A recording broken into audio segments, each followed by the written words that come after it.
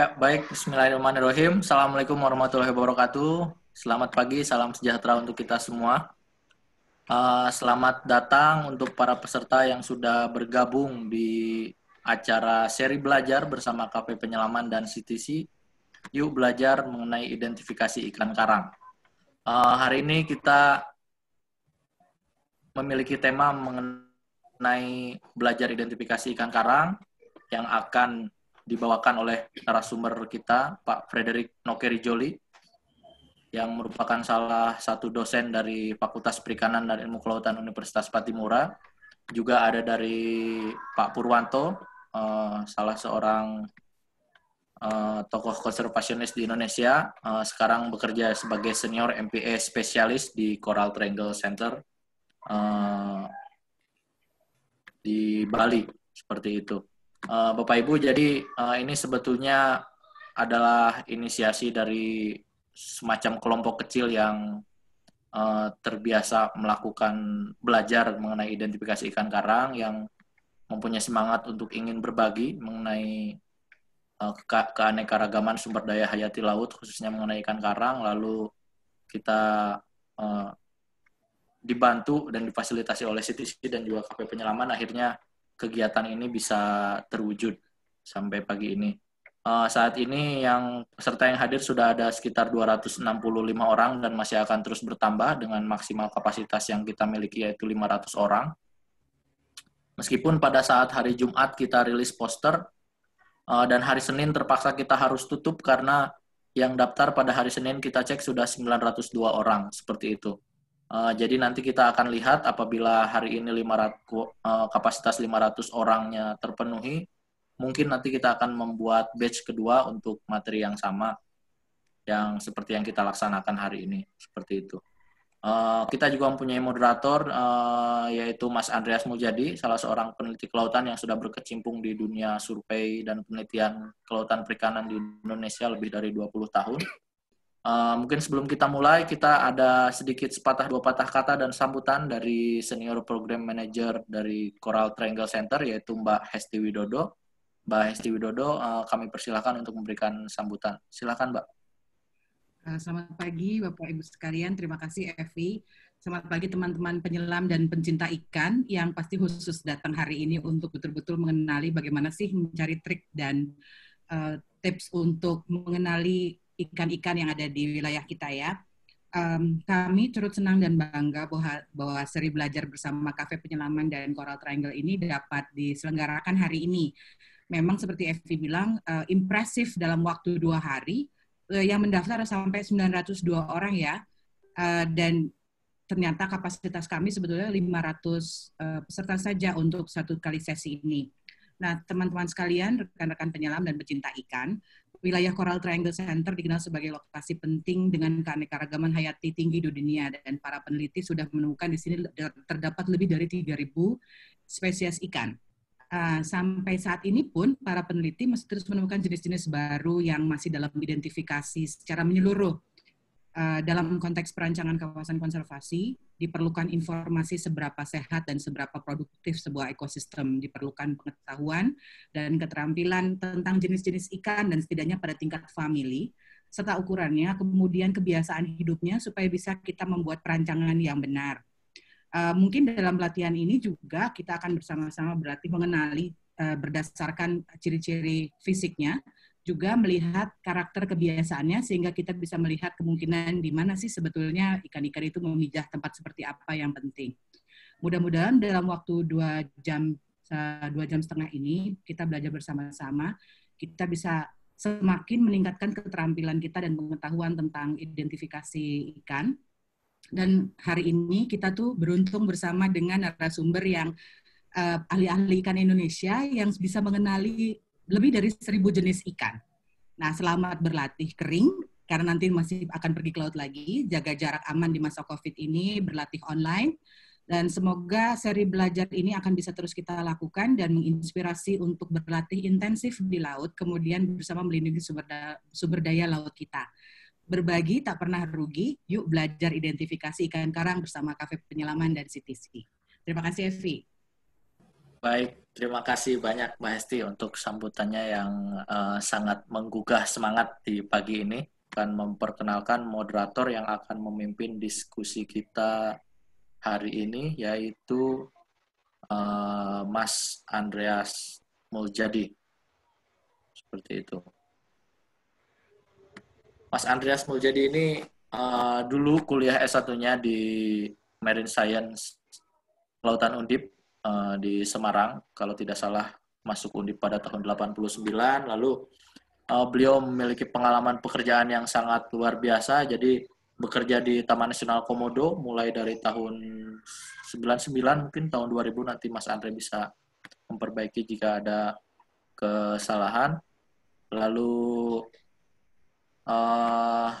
setelah dari Komodo beliau pindah ke Raja Ampat, dan setelah dari Raja Ampat beliau pindah ke Bali, seperti itu. Jadi kalau teman-teman para peserta yang hadir di sini ingin mengetahui siapa sih yang menyebabkan Komodo dan Raja Ampat terkenal sekarang, beliaulah ini orangnya yang mengeksplor.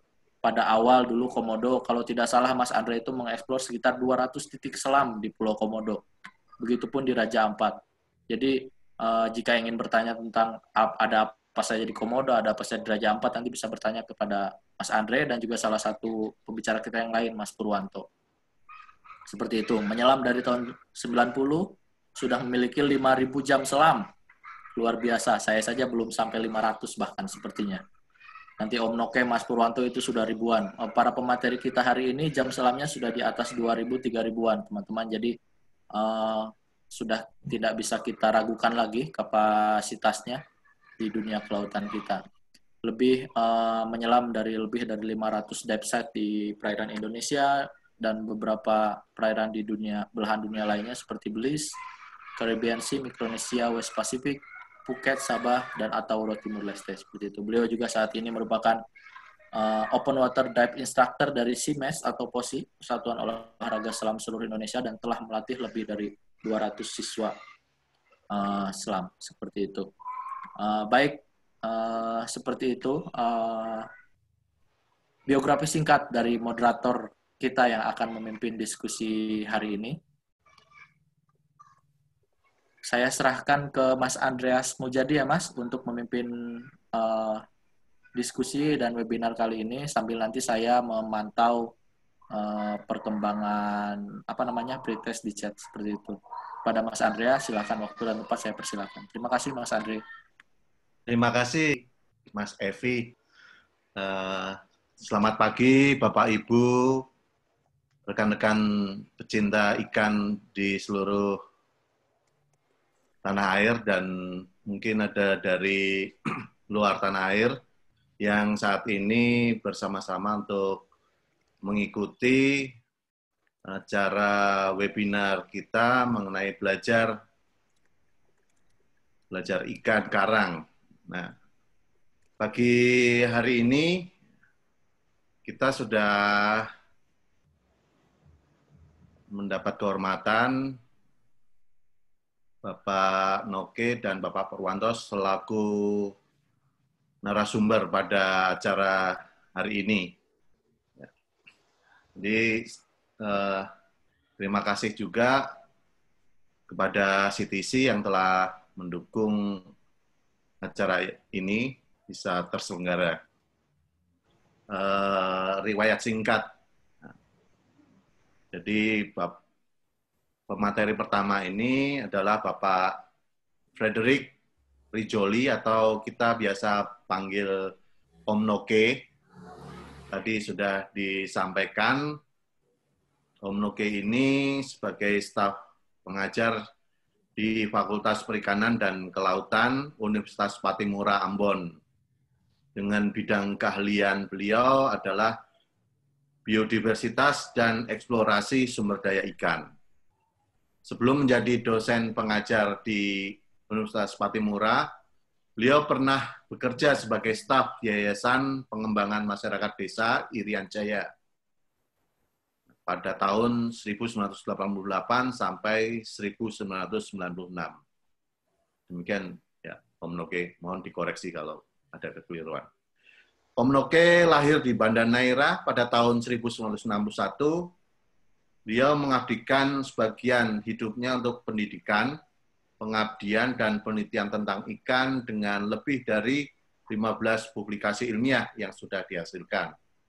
Dengan jam selam yang sudah mencapai lebih dari 3.000, beliau mengeksplorasi wilayah laut, terutama di Indonesia bagian timur, seperti Alor, Ambon, Seram, Maluku, Halmahera, Banda Neira, hingga Papua.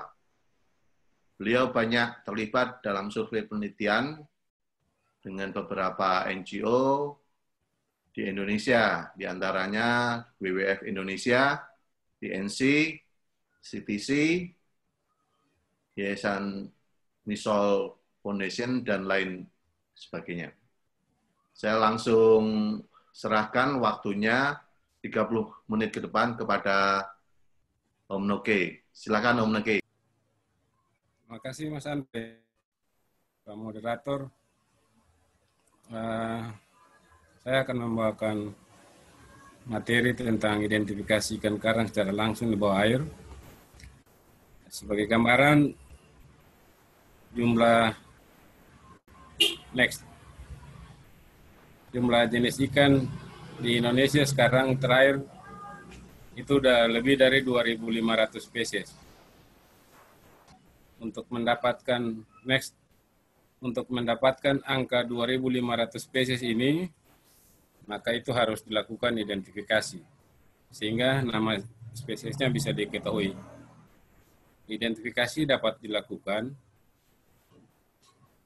di darat atau di laboratorium dengan menggunakan kunci identifikasi, atau juga bisa dilakukan identifikasi secara langsung, dan di bawah air itu harus langsung.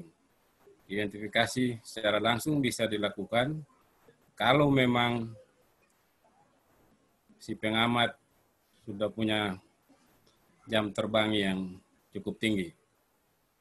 Pekerjaan identifikasi ini memang tergolong sulit, sebab untuk di laboratorium butuh ketelitian dan kesabaran, karena biasanya yang digunakan itu identifikasi klasik, masih lebih banyak menggunakan parameter meristik dan morfometrik, dan kunci identifikasi dasarnya itu di identifikasi klasik, di parameter meristik dan morfometrik. Sehingga kalau ukur salah, hitung salah, kunci mengarah ke tempat yang lain, bukan ke tempat tujuan. Oleh sebab itu, dan pekerjaan di lab sangat membosankan. Karena yang dihitung tiap hari itu ya hitung jari-jari sirip, tinggal ukur panjang bagian-bagian tubuh ikan. Makanya dia sangat membosankan. Karena itu, bidang sistematika atau taksonomi itu termasuk bidang kering. Sangat sedikit orang yang mau terlibat di sini, yang lain lebih banyak pilih aplikasi. Sehingga cari orang sistematika memang tergolong sulit. Bukan cuma di Indonesia, bahkan di dunia. Next.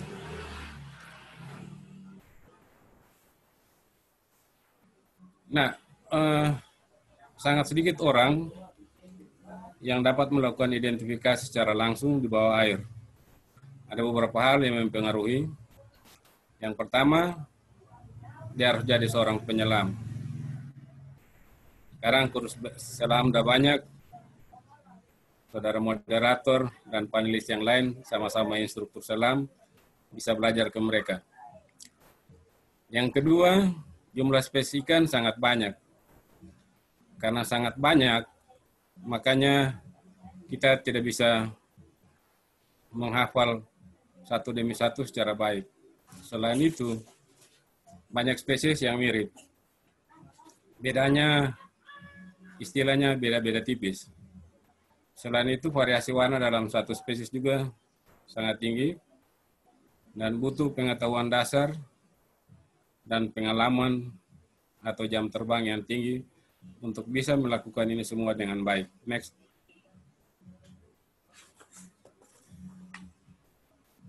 Nah, ini gambar dari beberapa jenis ikan. Ada yang diambil dari literatur, dan ada yang difoto secara langsung. Dan kebanyakan foto yang ada ini mirip para panelis, moderator yang ditampilkan. Nah, yang pertama Epinephelus fuscogotatus dan Epinephelus polypecadion. Kalau lihat sepintas mirip. Kalau lihat dari depan, fuscogotatus, bagian kepala di atas mata agak melengkung.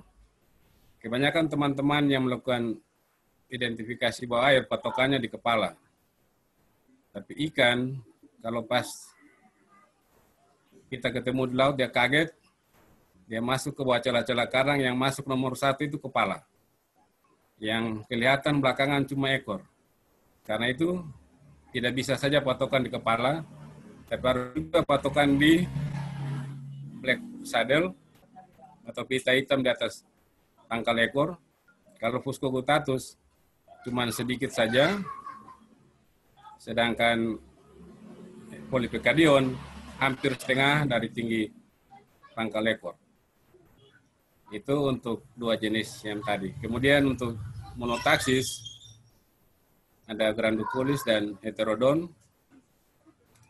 Kalau yang masih juvenil seperti ini, bisa lihat dari bentuk sirip ekor.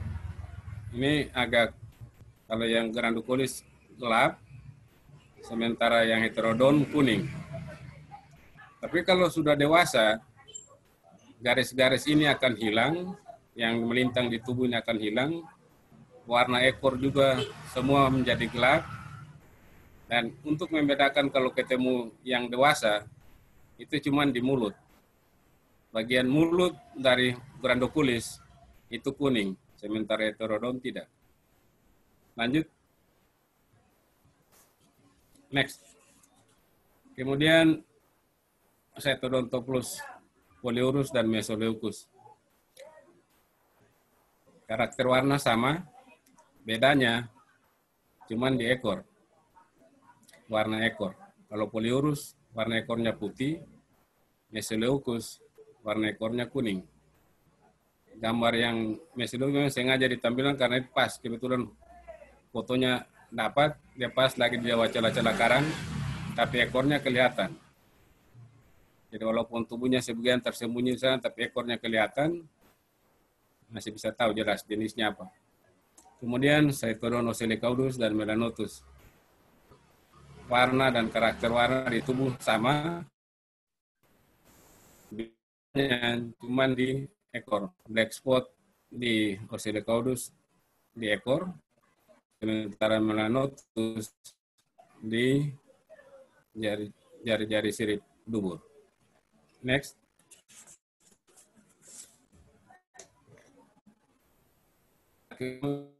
Kemudian untuk yang berikut ini variasi warna di famili Pomacanthidae. Gambar yang di kiri dewasa dan yang di kanan sangat jauh dari yang juvenil dan dewasa. Terutama juvenil dari Pomacanthus xanthometopon. Ini mirip dengan Pomacanthus semicirculatus dan sexstriatus. Yang cuma di karakter di ekor, ujung ekor. Kalau semicirculatus dan sexstriatus, beberapa garis di ujung ekor itu, bagian itu ada yang tergabung, ada yang kalau di sexstriatus 3, semicirculatus 2. Garis-garis yang di belakang itu yang digabung. Sementara xanthometopon tidak. Kemudian imperator. Jadi ini perbedaan warna juvenil dan dewasa. Next.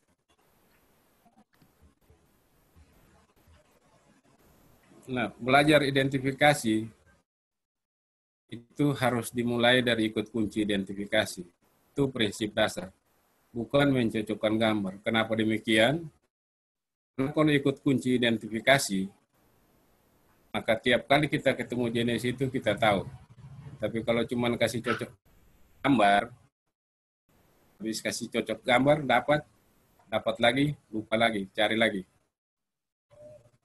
Ini prinsipnya sama dengan kalau misalnya peserta webinar ini kalau semua kumpul di satu ruangan, ini karena dari berbagai pelosok tanah air, kita pasti tidak saling mengenal. Walaupun sudah dikirim foto. Tapi karena kita manusia, kita bisa saling berkenalan. Nama saya A, nama kamu siapa? Ketemu lagi, sorry, saya lupa nama kamu. Tapi kalau ikan kan nggak bisa. Ketemu pas ketemu tanya, ikan lewat terus. Jadi harus belajar identifikasi dan itu harus pakai buku identifikasi. Nah, banyak buku kunci identifikasi yang bisa dijumpai, terutama lebih banyak untuk yang ikan-ikan ekonomis. Dan kebanyakan buku-buku identifikasi sekarang itu sudah tahu famili, jadi kita tinggal identifikasi mulai dari genus dan spesies. Nah ini yang susah. Seingat saya tidak tahu apa ada yang lain, tapi yang saya tahu pasti kunci identifikasi ikan untuk mulai dari nol, artinya ini ikan dan kita ikut kunci identifikasi, cari sampai dapat famili, kemudian genus sampai spesies. Yang saya tahu itu cuma satu buku, itu The Fishes of New Guinea, karangan Ian S. R. Munro. Itu buku terbitan tahun 1967. Dan itu lampirannya ada yang gambar, tapi masih zaman dulu gambarnya masih hitam putih. Itu saja yang saya tahu buku yang ini ikan dan kita bisa mulai belajar identifikasi dari nol sampai dapat spesiesnya. Nah, untuk mengajarkan identifikasi, itu kalau di laboratorium lebih mudah bagi mahasiswa dan dosen. Karena tinggal baca kunci, kebanyakan dalam bahasa Inggris, dan ikut kunci, sudah selesai. Walaupun kadang-kadang juga masih banyak yang salah. Tapi kalau untuk mengajarkan identifikasi langsung di bawah air, lebih gampang ajar anak-anak nelayan di kampung. Kenapa? Mereka sudah tahu ikan ini nama lokalnya apa. Walaupun nama lokal ada yang sama, tinggal dikasih ciri-ciri pembeda antar spesies, selesai. Tapi kalau mahasiswa dan dosen, apalagi yang nggak pernah ke laut atau nggak pernah beli ikan, cari ikan, nama lokal aja udah nggak tahu, tetap susah saja untuk belajar. Jadi ngajari untuk identifikasi langsung dibayar itu lebih gampang untuk anak-anak nelayan. Dan saya lihat teman-teman yang RHM di Kepala Burung, yang kebanyakan bukan sarjana perikanan atau bekas mahasiswa perikanan. Banyak dari luar, ada SMA-nya IPS, bukan IPA. Tapi karena mereka besar di kampung, pengetahuan tentang nama lokal itu sudah ada di kepala mereka, sehingga langsung dikasih kunci untuk identifikasi di bawah air, cepat. Dan hasilnya bisa dipercaya. Identifikasinya.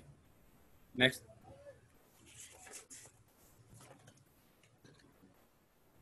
Nah, kemampuan identifikasi itu harus diasah terus-menerus. Kalau tidak, ini lupa. Sama kita saja kalau ketemu dengan teman-teman, setelah sekian lama tidak bertemu, masih kenal wajahnya, tapi lupa namanya. Tapi kalau ketemu terus, pasti pas ketemu tahu ini siapa. Langsung, seperti itu. Nah, dengan belajar identifikasi, mengikuti kunci identifikasi, kita mengetahui perbedaan antar spesies letaknya di mana. Seperti yang tadi di awal, di gambar tadi saya bilang, identifikasi untuk Epinephelus fuscogutatus dan Polypecadion. Kunci terakhir di identifikasi itu di pita hitam yang di pangkal ekor itu. Polypecadion hampir setengah. di monotaksis, kunci terakhir di mulutnya yang warna kuning itu untuk grandoculis. Seperti itu. Jadi kalau dengan belajar ikut kunci, kita tahu yang terakhir bedanya di mana, maka kita tahu jenis ikan ini apa. Dan kita belajar, kenalah secara langsung, tapi bukan istilahnya apa main borong, tapi beli enceran lah, sedikit demi sedikit. Sebab tidak mungkin sekaligus bisa langsung banyak. Tapi mulai sedikit demi sedikit, lama-lama jadi bukit. Seperti ya kalau misalnya mahasiswa baru berkenalan, tahun ajaran baru, mulai masuk kan nggak ada yang satu kelas, semua saling mengenal. Tapi dengan lama-kelamaan, akhirnya tahu satu angkatan namanya siapa. Next. Nah, bila berjumpa dengan ikan yang tidak diketahui namanya, kalau sekarang gampang, rata-rata semua bawa kamera pada saat menyelam. Tinggal dipotret, pulang, cocokkan di buku. Tapi kalau yang tidak bawa kamera, maka ikannya dibuat deskripsi secara umum, di sketsa, gambarnya bentuknya seperti apa, kemudian ditulis atau ditandai di sketsa ciri-ciri khususnya. Setelah di darat baru cara seperti kemeja yang saya pakai. Ini dasarnya putih dan ada kotak-kotak hitam. Kalau dibuat deskripsinya tinggal lihat di antara ada 2 garis yang melintang di kiri kanan kotak putih. Kemudian ada 2 garis yang hitam besar atau gelap yang melintang. Kemudian untuk yang membujur ada juga 1 garis yang berwarna itu yang gelap. Kemudian di bagian atas ada 2 garis kecil dan 1 garis yang sedang, baru ada kotak putih bawah. Yang besar, yang gede, baru ada garis hitam juga. Seperti itu. Jadi tinggal dibuat ciri-cirinya, dikasih kode, nah sampai di darat baru dicari namanya. Tapi kalau yang sudah tahu, minimal tahu genusnya, tinggal dibuat SP, ditulis SP belakangnya dan dikasih ciri-ciri khusus. Tapi kalau yang nggak tahu sama sekali ya seperti itu, harus digambar atau di sketsa baru tandai dengan ciri-ciri khususnya. Next.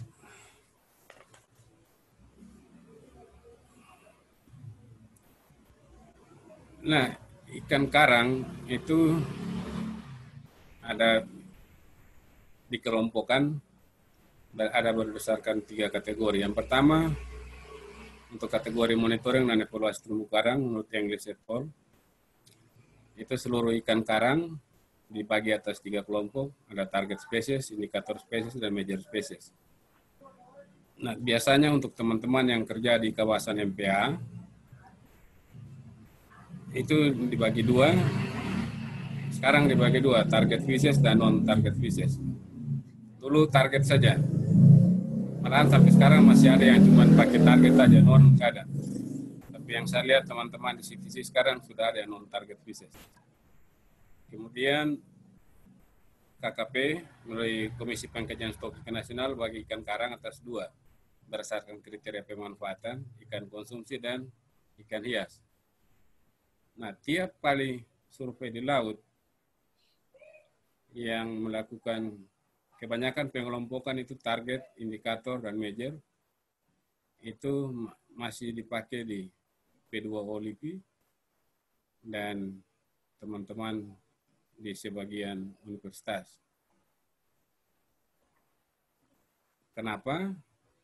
Teman-teman di MPA lebih banyak pakai target species saja atau non-target species yang sekitar lebih dari 16 famili atau sekitar 16 famili ditambah pari dan hiu. Nanti Mas Pur tolong koreksi sebentar kalau itu salah, atau Andreas. Tinggal itu apa? Jadi prioritas untuk target yang sekian famili itu saja. Sebab kalau yang semua itu memang butuh orang dengan atau peneliti dengan jam terbang yang tinggi, sebab harus bisa menentukan ini jenis apa, dan biasanya yang itu sampai kepadatan atau kelimpahan, jadi jumlah individunya juga dicatat. Malahan sekarang, kalau dulu Komisi Pengkajian Stok Ikan Nasional menetapkan bahwa berat ikan karang rata-rata satu individu itu 250 gram. Data yang sampai tahun 95, kebanyakan cuma dalam jumlah individu. Jumlah individu kemudian dikalikan dengan 250 gram, dapat biomasnya berapa. Tapi estimasi itu kesalahannya cukup tinggi. Saya tidak lihat ukuran ikan, tapi total jumlah ikan saja.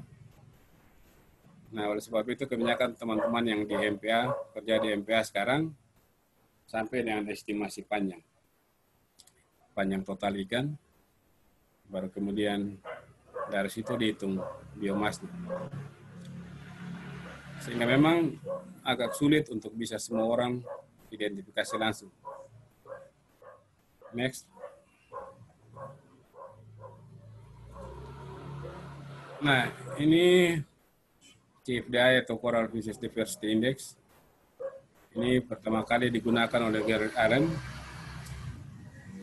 Dan untuk menentukan nilai CFDI itu pakai 6 famili indikator, yaitu Acanthuridae atau surgeonfish, Chaetodontidae atau butterfly fish, Labridae atau wrasse, Pomacanthidae atau angelfish, Pomacentridae atau damselfish, dan Scaridae atau parrotfish yang terinventarisir pada satu site maupun pada satu kawasan tertentu. Nah, nilai ini, nilai CFDI, termasuk salah satu indikator penting dalam penentuan zonasi suatu kawasan MPA. Dan biasanya pada satu site atau kawasan, nilai CFDI digunakan untuk menentukan kategori keanekaragaman relatif ikan karang, serta mengestimasi jumlah spesies ikan. Next. Nah, interpretasi dari nilai CFDI, next, bisa dilihat di tabel sini. Dan kategori keanekaragaman relatif. Back. Balik ke slide sebelumnya. Nah, kategori keanekaragaman relatif itu dibagi dalam 5 kelompok. 6. Mulai dari very poor sampai extraordinary. Dan ini nilai CFDI atau jumlah dari 6 famili indikator tadi. Jumlah spesies dari 6 famili indikator tadi untuk masing-masing kategori keanekaragaman dan site. Satu site sendiri atau di satu kawasan maupun satu negara. Dan rumus untuk menghitungnya beda seperti pada slide berikut ini. Next. Untuk kawasan yang luasnya kurang dari 2.000 km persegi, itu dipakai rumus 3,39 kali nilai CFDI kurang 20,595. Sementara untuk kawasan yang luasnya lebih dari 2.000 km persegi, 4,234 kali CFDI kurang 114,446. Next.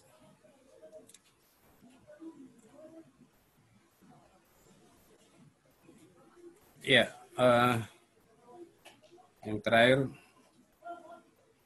secara pribadi, mengucapkan terima kasih untuk CTC dan KP Penyelaman atas kepercayaan yang diberikan kepada saya untuk jadi narasumber di kegiatan ini. kemudian Dekan Fakultas Perikanan Ilmu Kelautan Unpati Ambon yang memberi dukungan kepada saya, dan secara khusus kepada Dr. Anus Kejeweno MSc yang biasa dipanggil Pak Bob Beno almarhum, yang telah membuat saya menjadi seperti ini. Dan akhirnya terima kasih. Next. Baik, terima kasih Om Noke atas materi yang telah dibawakan dalam waktu 25 menit. Jadi materi pertama, kalau boleh saya ringkas, identifikasi ikan karang dapat dilakukan di darat dan langsung di bawah air. Kemudian identifikasi harus mengikuti kunci identifikasi. Ketiga adalah kemampuan untuk identifikasi ini harus terus dilatih karena akan hilang kalau tidak dilatih. Kemudian dengan mengidentifikasi menggunakan kunci identifikasi, kita akan tahu perbedaan antar spesies. Nah, belajar ikan secara langsung di laut, secara sedikit demi sedikit. Nah, mungkin saya bisa menambahkan pengalaman saya sewaktu belajar ikan di Komodo. Untuk 12 jenis, saya butuh waktu 6 bulan. Itu frekuensi di air adalah 20 hari per bulan. Jadi memang belajar ini kalau kita lakukan secara kontinu butuh waktu ya. CFDI adalah Coral Fish Diversity Index yang digunakan salah satu indikator penting dalam penentuan zonasi suatu kawasan MPA. Demikian secara singkat apa materi yang telah dibawakan oleh Om Noke. Berikutnya akan dibawakan oleh pemateri kedua berjudul Identifikasi Lokasi Pemijahan Ikan, akan dibawakan oleh Mas Purwanto. Saya akan sampaikan sedikit mengenai profil Mas Purwanto ini.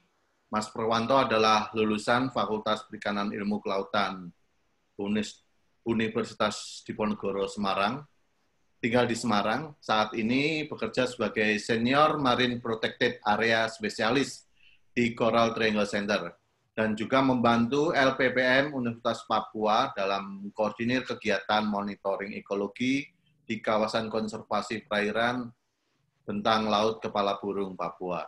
Sebelumnya, Mas Purwanto bekerja di The Nature Conservancy untuk kantor lapangan Komodo tahun 2000 sampai 2003, di Wakatobi 2003 sampai 2010, di Raja Ampat 2010 sampai 2017.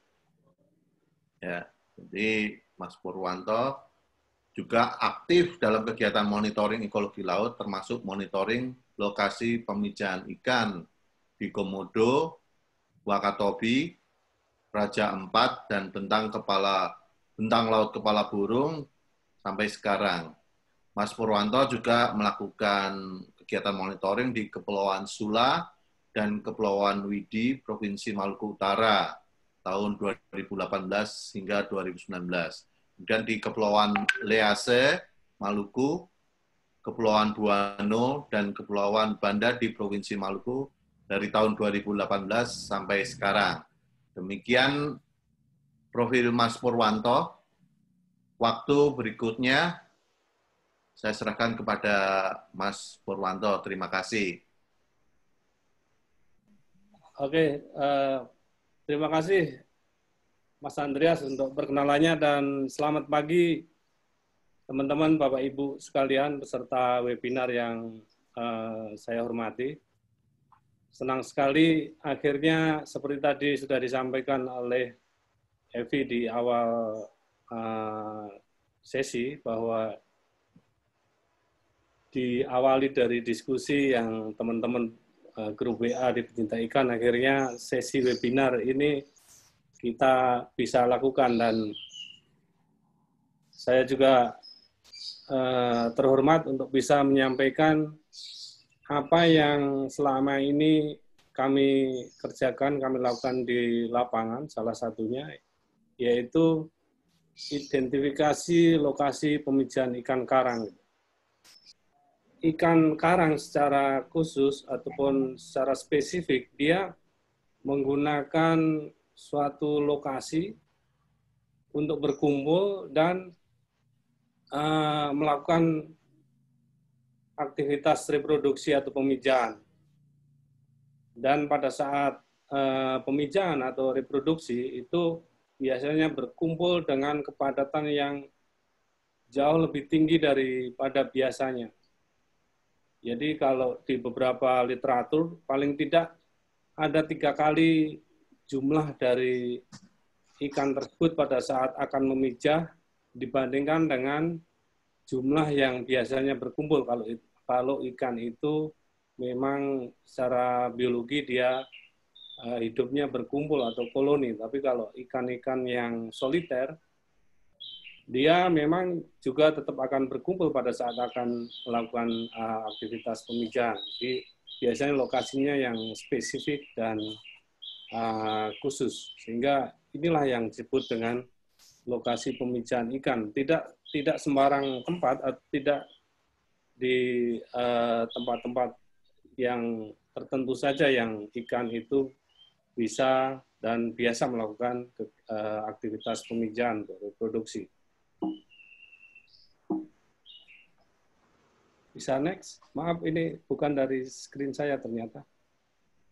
Jadi kalau disebut dengan lokasi pemijahan ikan, itu ada 2 kriteria yang paling utama, yaitu seperti tadi peningkatan jumlah ikan, yang minimal 3 kali dari jumlah biasanya, tapi biasanya lebih puluhan, bahkan ada beberapa tempat yang masih sangat bagus bisa sampai ratusan bahkan ribuan kali dari jumlah koloni pada saat di luar waktu pemijahan.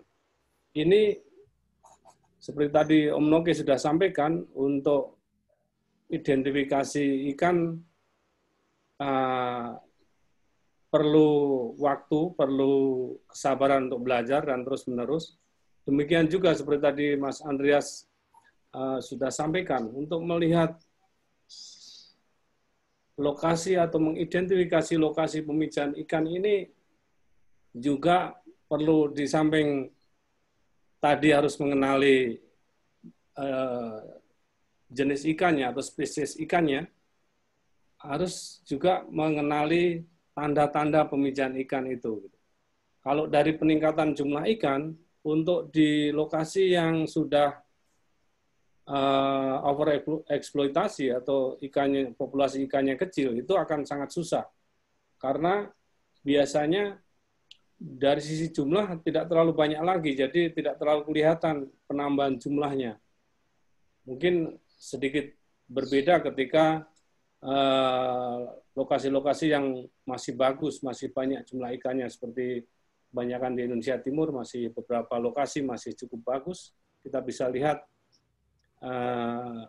ikan-ikan yang melakukan aktivitas pemijahan dengan kumpulan ataupun kelompok yang besar. Tapi kita juga harus hati-hati karena banyak ikan yang secara biologi dia hidupnya koloni atau dalam kelompok. Dia tidak. Jadi kita harus bisa mengidentifikasi apakah dia berkelompok dalam rangka memang sosialisasi seperti biasa atau untuk aktivitas reproduksi. Ini yang perlu waktu belajar, perlu pengamatan, perlu menyelam terus-menerus. Kemudian yang kedua, kriteria kedua itu tanda-tanda yang pemijahan yang aktual, yang aktivitas pemijahan secara langsung. Secara langsung tanda-tanda pemijahannya bisa langsung dengan bukti adanya pemijahan, kemudian secara tidak langsung tanda-tanda ataupun ciri-ciri kalau ikan itu akan memijah. Karena kalau aktual ikan spawning ataupun memijah di laut itu sedikit susah karena kita biasanya menyelam hanya punya waktu 1 jam, sementara kita belum tahu kapan ikan itu akan memijah, atau pada saat awal survei kita belum bisa menentukan kapan ikan itu memijah. Ini yang kita bisa identifikasi dari indikasi atau tanda-tandanya. Ya. Kemudian kalau tanda pemijahan langsung, seperti, ya boleh next. Tanda pemijahan langsung itu aktual pemijahan seperti dalam gambar yang sebelah kanan atas itu. Jadi ikan-ikan jantan dan betina mengeluarkan telur dan spermanya secara langsung di kolom air. Ini momen ini jarang sekali bisa kita amati, terutama untuk jenis-jenis ikan tertentu ataupun ikan target, ikan kerapu sebagian besar spawningnya di sore atau malam atau bahkan pagi-pagi subuh.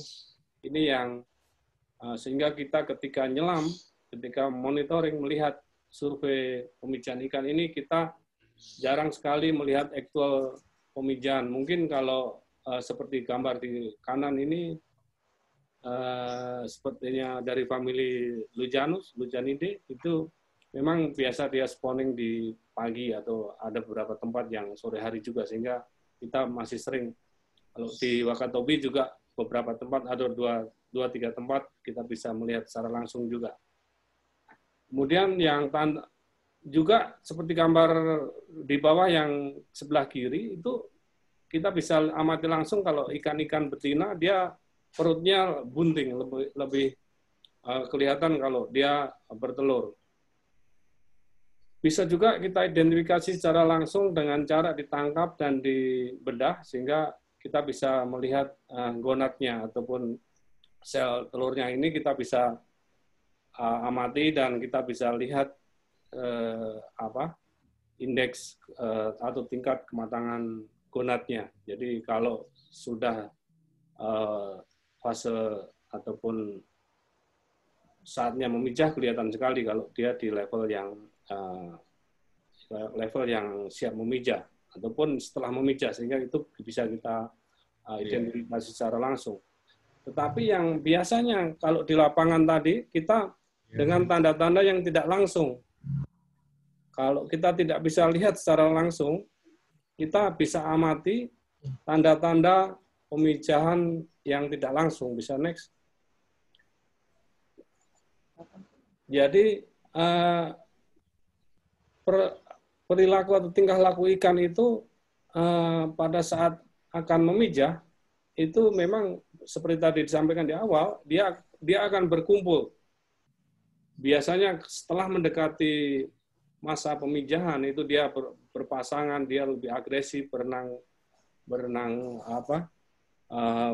berpasangan gitu, miring-miring.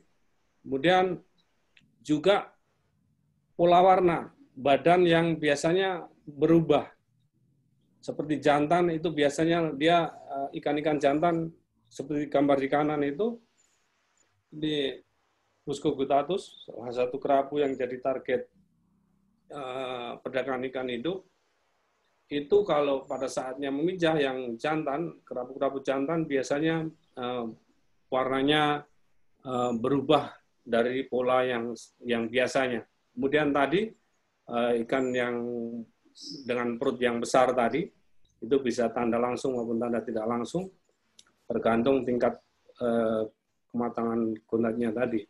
Kemudian tanda-tanda lain seperti biasanya karena agresif dia teritori, dia menjaga wilayahnya, dia biasanya berkelahi.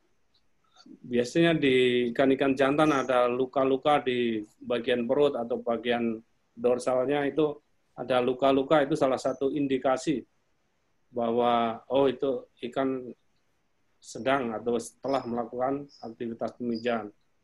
Tapi sekali lagi kita harus hati-hati untuk mendeskripsikan atau memastikan, mengambil kesimpulan bahwa itu lokasi pemijahan ikan. Karena kalau kita salah mengidentifikasi, kemudian biasanya lokasi pemijahan ikan ini untuk kalau di dalam kawasan konservasi sebagai salah satu dasar untuk menentukan zona larang tangkap atau zona inti misalnya, untuk melindungi lokasi-lokasi penting yang diharapkan untuk menjaga suplai stok telur dan ikan. Tapi kalau kita salah mengambil kesimpulan, ini juga bisa berakibat yang tidak bagus, seolah-olah kawasan konservasi tidak berfungsi gitu, karena tidak ada stok telur atau stok ikan yang dihasilkan dari lokasi pemijahan itu gitu. Tetapi bukan berarti tanda-tanda lokasi pemijahan itu tidak penting, kalaupun belum konfirmasi 100%, itu bisa sebagai pertimbangan atau referensi bagi pengelola kawasan. Ya. Next. Kemudian kalau tipe lokasi pemijahan itu ada dua walaupun tidak secara tegas itu. Ada residen, itu ikan-ikan yang memijah hanya ikan-ikan yang punya home range di sekitar lokasi pemijahan saja. Biasanya lokasinya hanya beberapa kilo saja, dan waktu pemijahannya juga relatif, ada beberapa spesies yang memilih waktu dalam sehari saja, tapi ada juga yang hari-hari tertentu ataupun setiap hari, tapi jam-jam tertentu. Bisa juga sepanjang tahun, ada beberapa spesies ikan yang sepanjang tahun, walaupun ada peaks-nya. Seperti tadi Lujanus, itu di beberapa referensi dia memijah sepanjang tahun, tetapi ada puncak pemijahannya di beberapa bulan tertentu. Kemudian tipe lokasi pemijahan yang transien ini, ikan-ikan yang memijah itu berasal dari lokasi yang jauh, puluhan bahkan ratusan kilo, seperti yang pemijahan ikan untuk kerapu macan atau Epinephelus fuscoguttatus. Dia akan datang di lokasi pemijahan itu pada saat musim pemijahan, pada waktu-waktu tertentu. Dia kemudian melakukan aktivitas pemijahan, dan biasanya tergantung spesiesnya. Kalau Fuscoguttatus biasanya ada di tempat-tempat tertentu, bisa sampai 2-3 bulan ada di lokasi tersebut, kemudian dia akan pergi. Jadi ketika kita menyelam, tidak pada saat musim pemijahan kita tidak bisa melihat apa-apa, tidak ada. Tapi untuk yang transien ini, biasanya seperti yang Fuscoguttatus, pengalaman yang kami amati baik di Komodo, Wakatobi, ataupun di Raja Ampat, itu dia punya waktu-waktu peaks dalam 1 tahun itu hanya 2-3 bulan saja. Kemudian setelah itu dia akan pergi jauh, dan kita tidak tahu home range-nya sampai seberapa gitu. Kalau yang transien, biasanya ada beberapa penelitian yang sudah dilakukan dan kita bisa lihat home range-nya. Ya. Lanjut. Ini contoh yang lokasi pemijahan ikan di Raja Ampat, di paling utara di Ayo. Jadi ada yang kiri atas peta itu, di kanan merah ada lingkaran biru itu lokasi pemijahan, dan titik-titik merah itu home range. Karena kita pada saat itu 2009 kita lakukan tagging ikan, kemudian kita untuk melihat sejauh mana ikan itu berwaya dan menggunakan lokasi pemijahan ikan. Bisa lanjut? Lokasi pemijahan itu. Ya, ini jadi seperti yang gambar kiri itu, ikannya ada beberapa ikan yang ditangkap, kemudian dikasih tanda tagging seperti di poster itu, kiri kanan bawah itu ada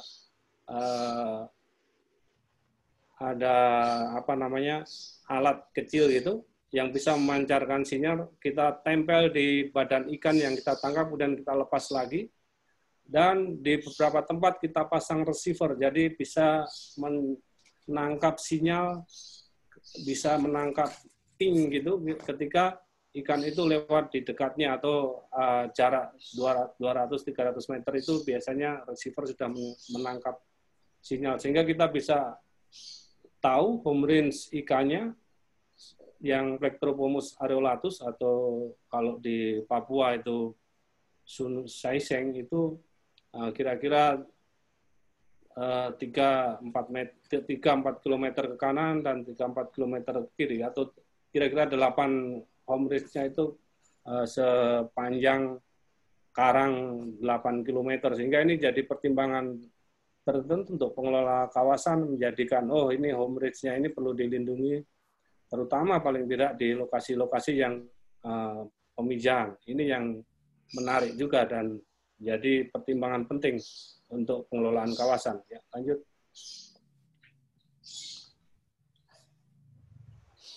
Kemudian bagaimana cara kita untuk mengidentifikasi atau mengenali lokasi pemijahan ikan?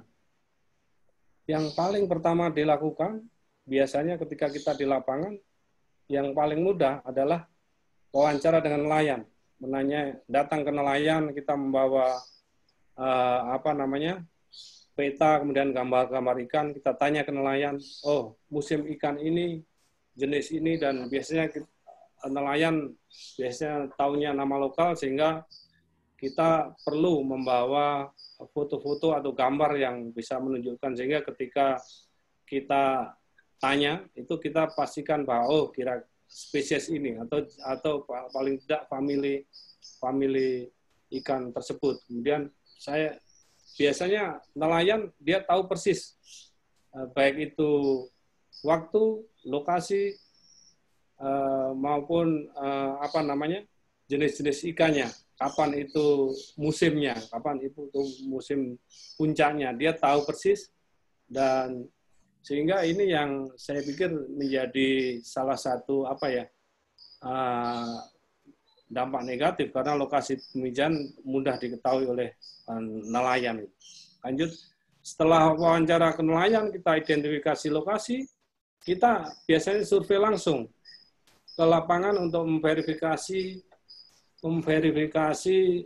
informasi dari nelayan, dari masyarakat tadi. Di samping tentunya kita lihat juga hasil penelitian atau publikasi yang ada, kalau ada. Walaupun selama ini sedikit sekali yang sudah publikasi ataupun melakukan penelitian tentang lokasi pemijahan ikan ini. Tapi sekali lagi, hati-hati untuk memverifikasi ataupun memastikan bahwa itu lokasi pemijahan ikan. Karena tadi dua kriteria utama tadi yang jumlahnya kemudian actual spawningnya itu jarang atau susah sekali dilihat secara langsung. Sehingga biasanya untuk memastikannya itu kita perlu survei berulang-ulang. Walaupun misalnya lokasinya cocok ataupun topografi di bawah air, faktor fisik seperti topografi di bawah air cocok untuk lokasi pemijahan ikan jenis tertentu, tapi kadang-kadang atau sering tidak fungsional lagi. Gitu. Ini yang sekali lagi kita harus hati-hati untuk memastikan bahwa itu suatu lokasi pemijahan ikan yang masih fungsional. Ya, lanjut. Kemudian ancaman. Jadi ancaman utama lokasi pemijahan ikan itu ya tadi penangkapan ikan berlebih oleh masyarakat nelayan. Kalau pada saat saya ini foto dari Wakatobi, jadi pada saat Taman Nasional Wakatobi belum ataupun zonasinya belum ditetapkan ataupun sudah ditetapkan tapi belum mempertimbangkan lokasi pemijahan ikan ini, seperti gambar kanan bawah ini, dia di musim-musim tertentu biasanya nelayan bergerombol menangkap ikan di suatu tempat tertentu, dan itu indikasi bahwa itu tempat berkumpulnya ikan. Dan benar ketika kita survei dengan tentunya diawali dengan interview, wawancara dengan nelayan tadi, kita dapat konfirmasi, kemudian kita survei di lapangan secara langsung. itu hampir 90% benar bahwa memang di situ lokasi-lokasi pemijahan ikan yang diidentifikasi oleh nelayan, sehingga boleh kembali, sehingga lokasi pemijahan ikan ini, boleh kembali ke slide, ini rawan sekali terhadap penangkapan ikan yang berlebihan. Jadi penangkapan ikan yang berlebihan ini menjadi ancaman utama keberadaan lokasi pemijahan ikan. Ada gangguan beberapa kali pada saat saya di Wakatobi, salah satu lokasi pemijahan ikan kakap merah Lucanus puhar itu kebetulan di channel sempit yang biasa kapal angkutan itu lewat, dan dipasang tiang untuk rambu jalan kapal. Ini yang sangat mengganggu aktivitas pemijahan ikan, karena pembangunan yang membangun dia tidak tahu kalau lokasi tersebut merupakan lokasi penting untuk ikan-ikan bertelur, ikan-ikan memijah. Dan kita sampaikan ke pemerintah pada saat itu bersama Taman Nasional, dan untungnya mereka aware dan mau mempertimbangkan bahwa pada saat membuat rambu tersebut bukan di musim puncak pemijahnya, sehingga tidak bisa meminimalisir gangguan. Kemudian akibat tangkapan yang berlebihan tadi, itu hampir sebagian besar lokasi pemijahan ikan di Indonesia sudah tidak berfungsi lagi, bahkan banyak yang hilang. Juga perbandingan antara ikan-ikan yang masih besar ataupun yang jantan yang siap, kalau biasanya ikan karang sebagian besar berubah kelamin pada saat kecil betina, dan setelah ukuran tertentu dia bisa berubah menjadi jantan. Dan kalau di beberapa tempat, biasanya pada saat musim pemijahan, biasanya yang jantan, dia akan berada di lokasi pemijahan dulu, kemudian yang betina baru datang di hari yang lain, kalau di kerapu yang kita kenali Areolatus itu. Sementara kalau aktivitas penangkapan masih berlangsung terus-menerus, itu biasanya di awal yang besar, yang jantan, yang tertangkap itu yang besar-besar, yang jantan. Jadi ini yang bisa menjadi gangguan bagi lokasi pemijahan ikan. Terus bagaimana kita mengelola lokasi pemijahan ikan tersebut? Kalau saran lokasi pemijahan ikan, boleh next, itu dalam sistem zonasi kita sarankan masuk ke dalam zona larang tangkap kawasan konservasi, kemudian larangan penangkapan ikan di lokasi pemijahan, kemudian mengatur waktu tangkap, misalnya kalau terpaksa tidak bisa ditutup sebagian atau ditutup terus-menerus, ditutup saat musim puncak pemijahan. Kemudian edukasi kepada nelayan, karena ini lokasi tangkapan nelayan menjadi penting juga bagi nelayan, tapi kita edukasi bahwa ini untuk kepentingan nelayan dalam jangka panjang. Kemudian monitoring lokasi pemijahan ikan itu menjadi hal yang penting juga dilakukan secara lebih detail, metode, tujuan, kemudian pelatihan sumber daya manusianya, saya pikir menjadi hal-hal yang penting dilakukan di lokasi pemijahan ikan. Saya kira demikian yang bisa saya sampaikan. Next. Terima kasih. Boleh next. Terima kasih. Dan saya kembalikan ke Pak Andreas, moderator. Terima kasih, Mas Purwanto, atas materi identifikasi lokasi peminjahan ikan karang yang cukup menarik. Kalau boleh saya resume, jadi Mas Purwanto telah membawakan apa itu agregasi ikan, kemudian agregasi pemijahan ikan, jadi harus diperhatikan antara agregasi pemijahan ikan dan agregasi lainnya. Apa itu lokasi, agregasi pemijahan ikan tadi sudah disampaikan, tanda-tanda agregasi pemijahan ikan secara langsung maupun tidak langsung. Juga Mas Purwanto sudah menyampaikan mengenai ancaman-ancaman terhadap lokasi agregasi pemijahan ikan, ya, antara lain penangkapan yang berlebihan dan gangguan-gangguan lainnya. Juga terakhir tadi usulan pengelolaan lokasi pemijahan ikan. Demikian materi sudah disampaikan. Kita punya waktu sekitar 45 menit. Yang pertama,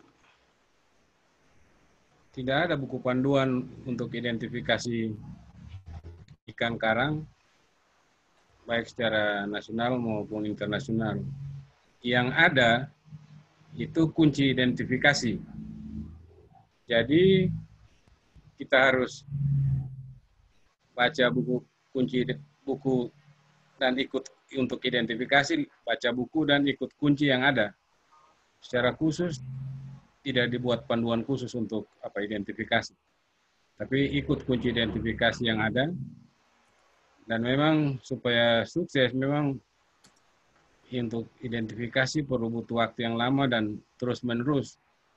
Sebab tanpa itu dilakukan terus-menerus untuk identifikasi, misalnya untuk ukur-ukur parameter morfometrik saja, kadang-kadang jangka sorong atau kaliber tergeser sedikit, jadi salah. Karena itu harus dilatih terus, sehingga hasil identifikasi kita memang benar-benar akurat. Ada pertanyaan di bawah tadi, kalau nggak salah saya lupa dari mana, tetapi ada tadi yang tanya juga seberapa akurat identifikasi secara dengan menggunakan metode kelas atau morfometri. Saya pikir itu menurut saya itu 100% benar. Sebab ada teknik identifikasi sekarang yang sampai dengan DNA barcoding, tapi itu bukan diidentifikasi. Itu hanya validasi hasil identifikasi. Sebab kalaupun ada new species, kita tidak tahu itu jenisnya apa. Harus kembali lagi ke metode klasik untuk dibuat kunci identifikasinya. Jadi memang ada teknik identifikasi yang terakhir yang dengan DNA barcoding, tapi itu lebih banyak untuk memvalidasi hasil identifikasi. So, kalau misalnya ada jenis baru dan gennya tidak ada di bank gen, hasil yang keluar juga tidak ada. Jadi harus lagi kembali ke metode klasik untuk identifikasi. Kemudian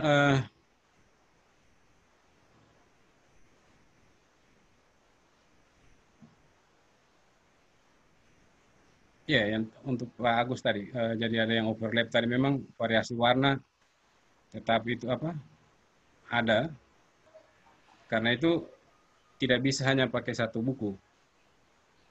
Kalau untuk mencocokkan gambar tidak bisa hanya pakai satu buku, tapi harus pakai beberapa buku, sehingga informasi itu terkumpul lebih banyak.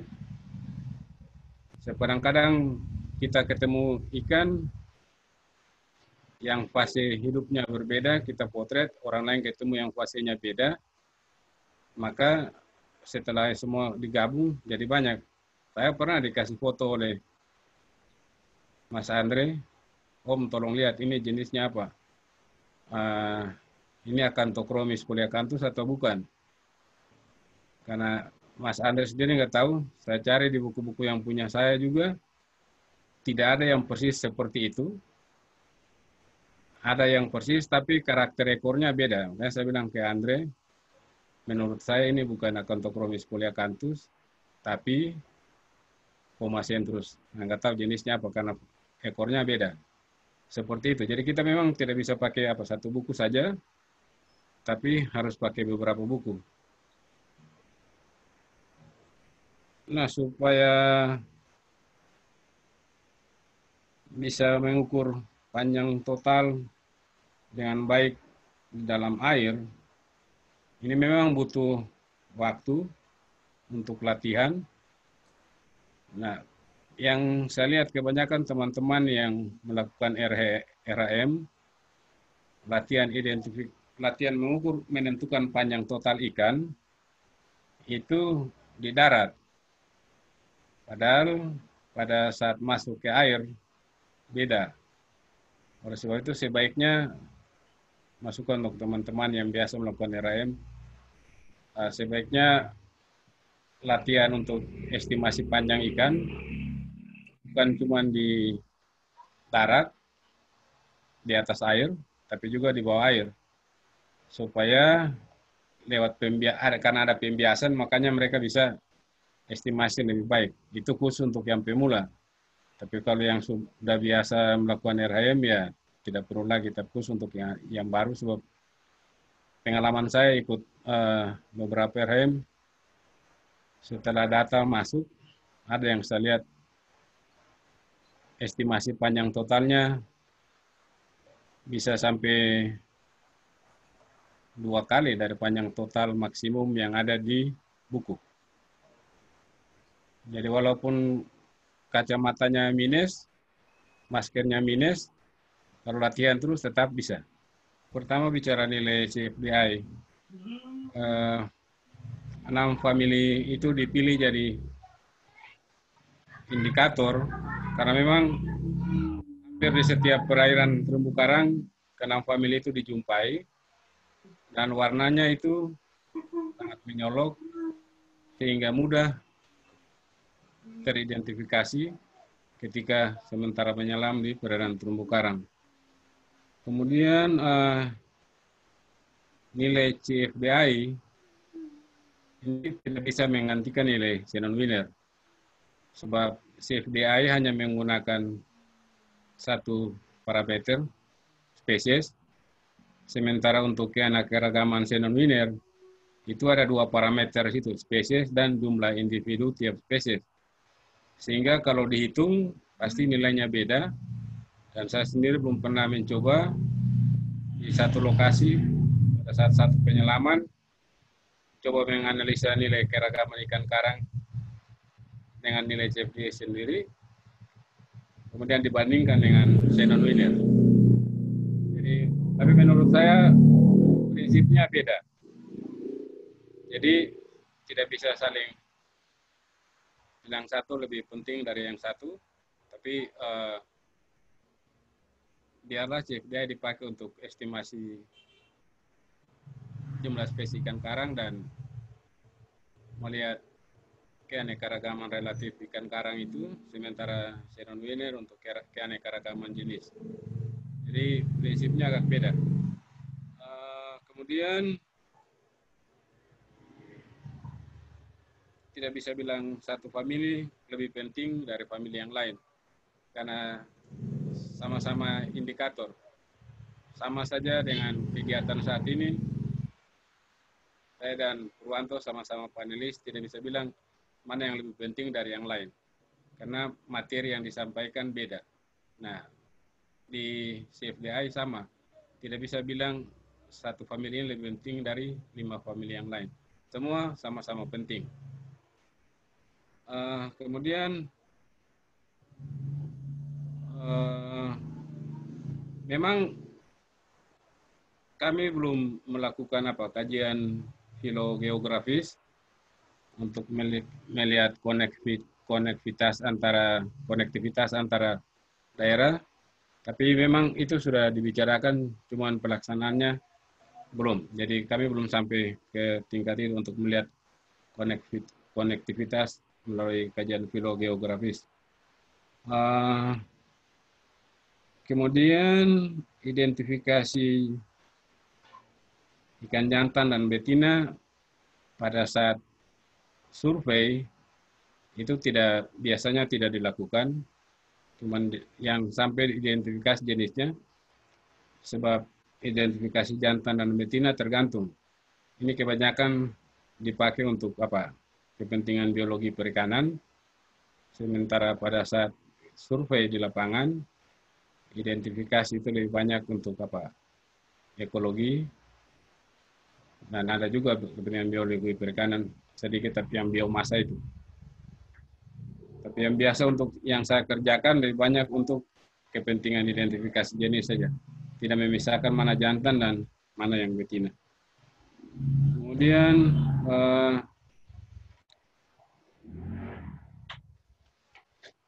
pada saat survei, biasanya kesulitan terberat yang dialami pada saat survei, yang nomor satu kalau air keruh. Kalau air keruh, maka pandangan terbatas, sehingga yang bisa identifikasi paling sampai jarak 3 meter. Kalau itu pun kalau masih kelihatan, tapi kalau air keruh sekali, kami pernah survei dengan CTC di Kepulauan Sula. Saya lupa nama lokasi, tapi itu di Tanjung itu batas antara WBP 714 dan 715, itu pas kena air keruh dan jarak pandang cuma 1 meter.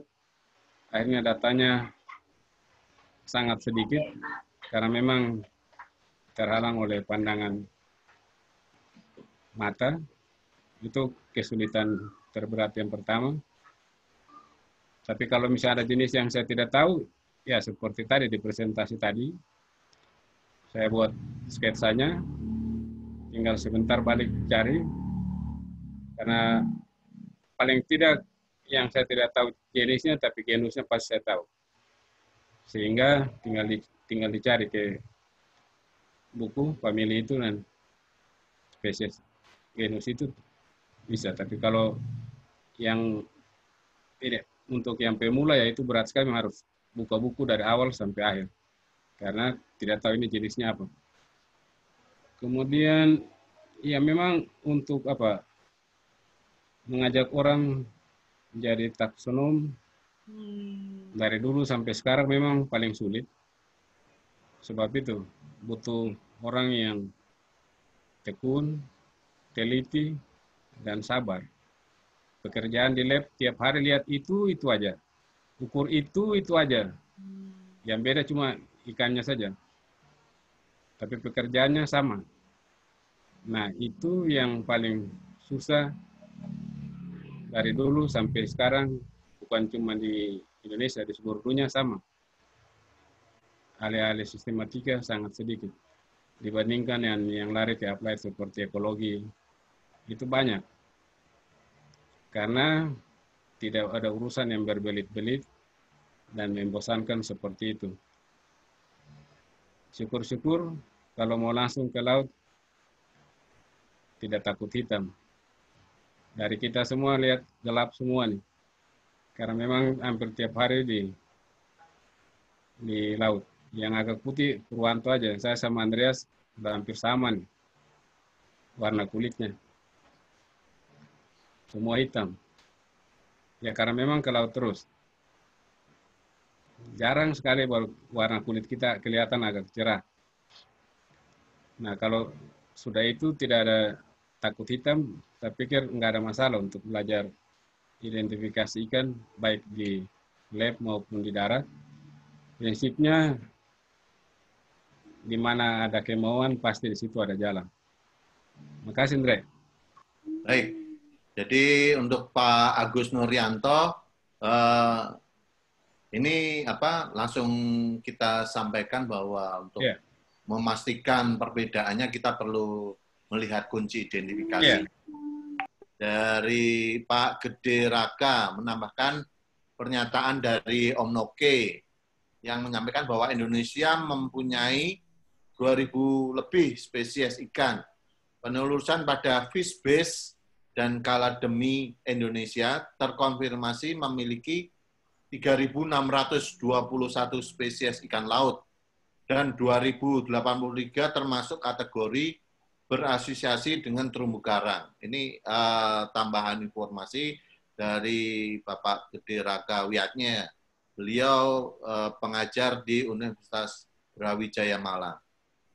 Nah, tambahannya lagi, Australia termasuk satu-satunya yang mempunyai spesies sedikit lebih tinggi dari Indonesia. Namun ini bisa terjadi karena mereka melakukan studi sangat intensif. Saya masih percaya Indonesia dengan inditas studi yang relatif rendah memiliki spesies ikan laut tertinggi di dunia. Terima kasih Pak Gede Raka Wiyatnya atas masukannya. Mas Purwanto, silahkan. Terima kasih Pak Andreas, dan terima kasih pertanyaan dari Pak Eko. Saya pikir ini bagaimana cara menentukan jumlah ikan ataupun jumlah populasi ikan yang akan memijah itu. Jadi ini yang sebetulnya kalau kita training full 4 hari atau 5 hari di dalam kelas itu, ini salah satu materi yang akan sampaikan gitu. Biasanya kalau di lapangan kita ada beberapa teknik. Salah satunya yang biasa dan mudah kita lakukan adalah dengan transect. Jadi sebelum setelah kita tahu bahwa itu lokasi pemijahan ikan, biasanya kita kita mapping lokasi pemijahan ikan tersebut. Kita tahu track atau jalurnya, panjangnya.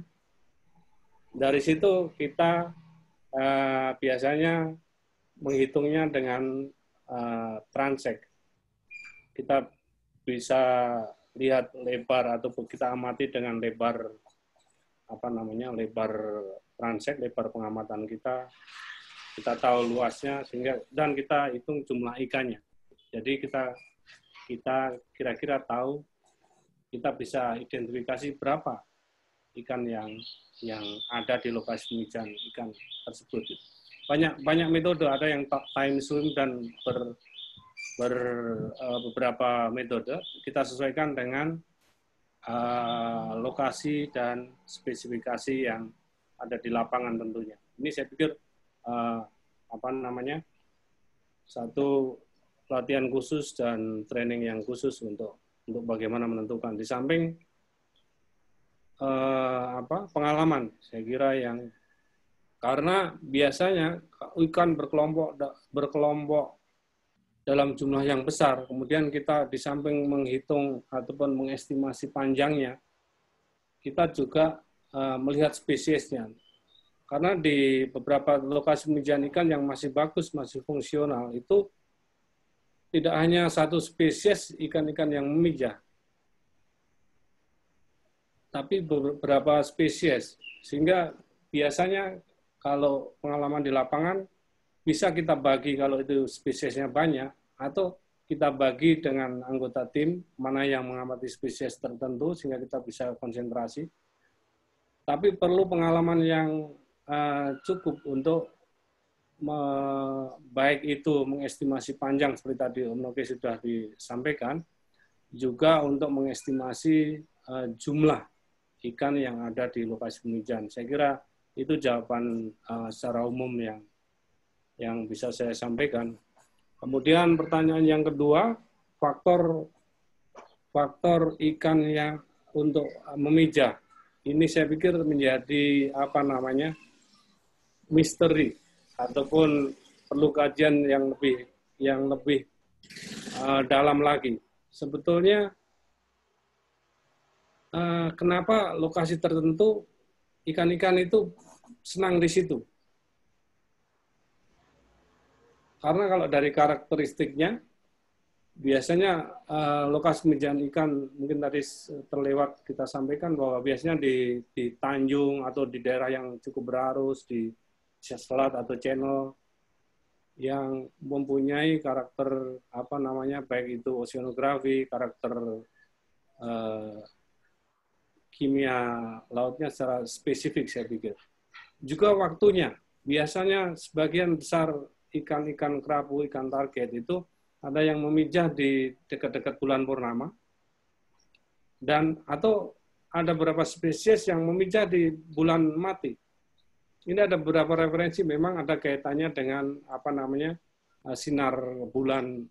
Ada beberapa penelitian saya pikir yang mencoba mengkaitkan apakah salah satu pengaruh untuk pemijahan ikan itu dari moon phase-nya atau fase bulannya. Dan saya pikir banyak faktor yang kita terus terang belum bisa menjawab secara pasti, secara detail. Ini saya pikir masih menjadi PR juga untuk teman-teman peneliti, teman-teman mahasiswa.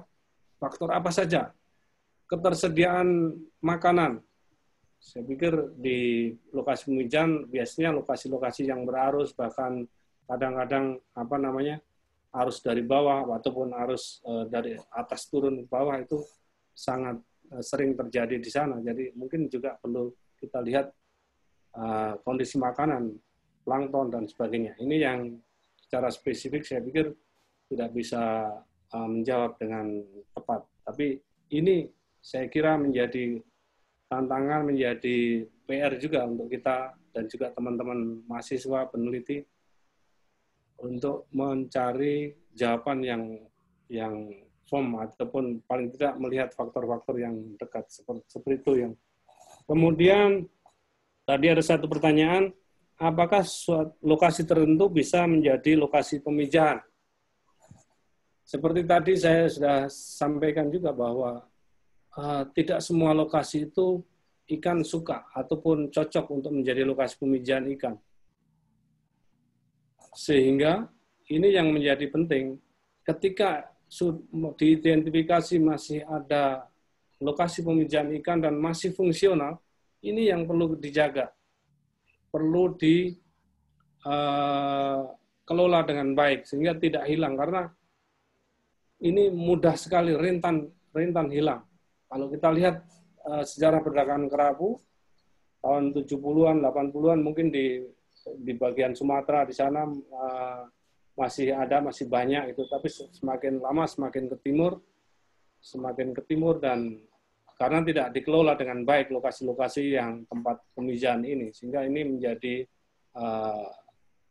hilang. Ini saya pikir kalau apakah lokasi itu bisa menjadi ataupun lokasi yang cocok, yang dulunya cocok sebagai lokasi pemijahan ikan, kemudian tertekan atau hilang, kemudian bisa pulih kembali? Bisa. Jawabnya, walaupun penelitian secara firm barangkali perlu kita diskusikan atau cari referensinya, tapi pengalaman empiris, pengalaman kami di lapangan, contoh kasus di Raja Ampat, ketika perlindungan dilakukan, lokasi-lokasi pemijahan ikan yang dulunya tidak fungsional, tapi setelah dilindungi, dia akan bisa kembali berfungsi lagi. Ikan-ikan akan kembali menggunakan lokasi tersebut untuk memijah, untuk aktivitas bertelur, karena tidak ada gangguan lagi. Ini kita identifikasi di beberapa tempat di Raja Ampat sudah pulih, karena 5-6 tahun yang lalu mungkin lokasinya kok secara topografi, secara sinografi cocok. Oh ini, dan kita identifikasi ini sepertinya lokasi pemijahan ikan, tapi ikannya kok tidak ada aktivitas pemijahan. Tapi begitu pelindungan dilakukan, ternyata survei 1-2 tahun terakhir ada beberapa lokasi yang ikan-ikan kembali memijah, kembali bertelur, bereproduksi di suatu tempat tersebut. Seperti itu penjelasan secara singkat saya kira. Pertama, apa penyebab ikan berkumpul untuk memijah? Apa hubungannya dengan hermafrodisme? Ini tadi yang sebetulnya secara spesifik, secara firm kami belum bisa menjawab.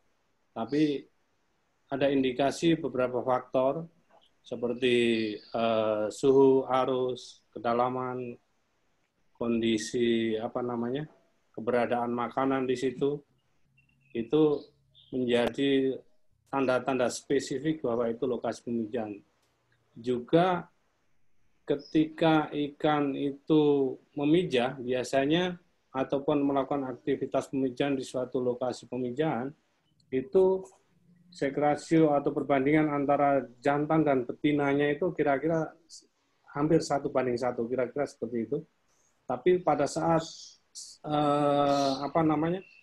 pada saat bukan waktu pemijahan, biasanya dia kumpulan rame-rame yang kecil-kecil, kadang yang terutama yang kita bisa lihat itu yang kecil-kecil, yang masih betina atau yang masih kecil lah, itu masih satu jenis kelamin saya pikir. Ini yang saya pikir ada pertanyaan yang begitu. Dan sekali lagi ini menjadi PR kita bersama untuk memastikan secara detail, secara firm bahwa sebetulnya faktor apa yang paling mempengaruhi. Saya pikir di suatu tempat dengan tempat lain akan sedikit bervariasi juga saya pikir. Kemudian karakter, habitat, dan perilaku ikan memijah, bagaimana membedakan ikan untuk schooling, untuk memijah, dan schooling untuk yang lain. Seperti tadi disampaikan, jadi kalau memijah biasanya ada tanda-tanda pemijahnya. Tanda-tanda misalnya dia agresif, kemudian ada beberapa ikan yang berubah warnanya, yang jantan menjadi lebih cerah, itu lebih menyala warnanya. Ini yang salah satu tanda. Kemudian betina ada perutnya lebih besar, kadang ada telurnya. Ini yang bisa kita kenali bahwa itu ketika schooling akan melakukan pemijahan. Tapi kalau dia schooling biasa, dia biasanya akan dalam rangka makan atau dalam rangka main saja, jalan-jalan itu.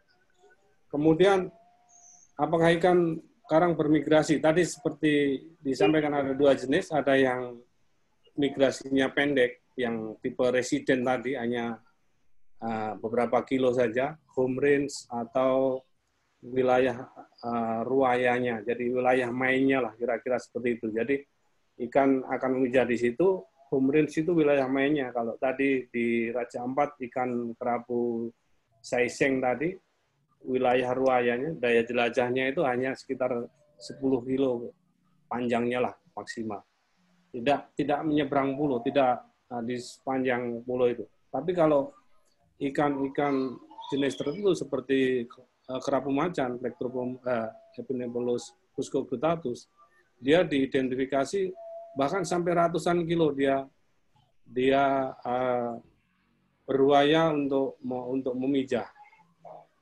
Karakteristiknya jadi ketika memijahnya, kalau yang tipe-tipe transient tadi, biasanya dalam waktu yang pendek, biasanya 2-3 bulan, setelah itu dia pergi. Sehingga ketika kita menyelam di lokasi pemijahan itu, tapi pas bukan waktunya untuk ikan-ikan transient, kita tidak bisa lihat sama sekali ya. Paling hanya 1-2 ekor saja pada saat puncaknya itu.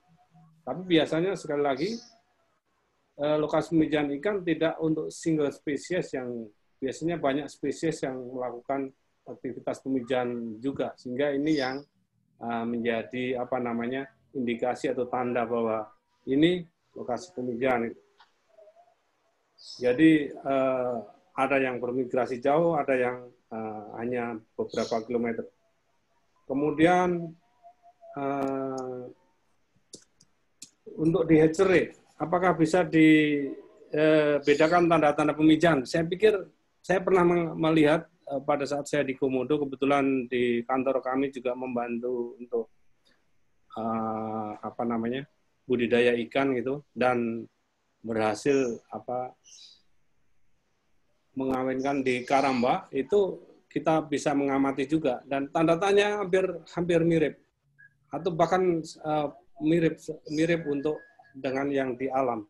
Jadi kita bisa lihat hampir sama. Kemudian kesulitan dalam melakukan riset pemijahan ikan karang, biasanya untuk menentukan konfirmasi bahwa itu sebagai lokasi pemijahan, itu kita perlu waktu yang cukup lama, karena dari survei nelayan, kemudian kita konfirmasi menyelam. Karena kalau tidak saat puncak pemijahan, kalau yang terutama jenis-jenis yang transient tadi, itu kita tidak bisa lihat. Tapi kalau untuk yang residen, biasanya kita bisa paling tidak ada beberapa ekor yang ada di situ gitu.